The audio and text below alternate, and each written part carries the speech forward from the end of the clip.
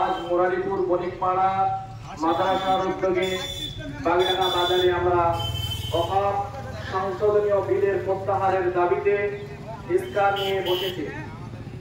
আপনি নিশ্চয় অবগত যে জয়েন্ট পার্লামেন্টের কমিটি জেসিপি ওয়াকফ সংশোধনীয় বিল 2024-এর উপর মতামত জানানোর আহ্বান করেছে।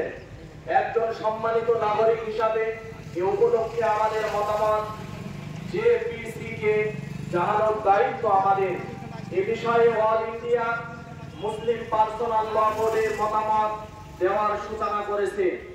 আপনার ধর্মীয় এবং ব্যক্তিগত দায়িত্ব বিবেচনা করে আপনার মতামত পাঠাতে ভুলবেন না। আসুন, এখন পর্যন্ত আমরা যারা স্ক্যান করে গুগলের মাধ্যমে আপনার মতামত পাঠাননি, অতি তাড়াতাড়ি আসুন।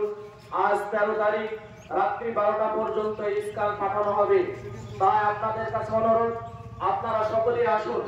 মুসলমানের যে ওয়াকফ সম্পত্তি, মাদ্রাসা, মক্তব, খানকা, কবরস্থান আছে, পুরো সরকারের আন্ডারে চলে যাবে। তখন আমাদের কিছুই করার থাকবে না। বাপ-দাদার ধর্মের আমাদের মুসলমানের পূর্বপুরুষ এই জমি দিয়েছে আল্লাহ সন্তুষ্টর জন্য, আল্লাহ রাস্তায় ওয়াকফ করেছে। এই সম্পদকে আজ বর্তমান সরকার, কেন্দ্রীয় সরকার নিজের দখলে নিতে চায়। তাই আপনাদের কাছে অনুরোধ, আপনারা আসুন এবং স্ক্যান করে গুগলের মাধ্যমে আপনার মতামতটি জানানোর চেষ্টা করুন। কেননা এই মতামতটা হয়তো আপনার জন্য একটা বড় কারণ হয়ে দাঁড়াবে এবং উপকার মানুষের আসবে।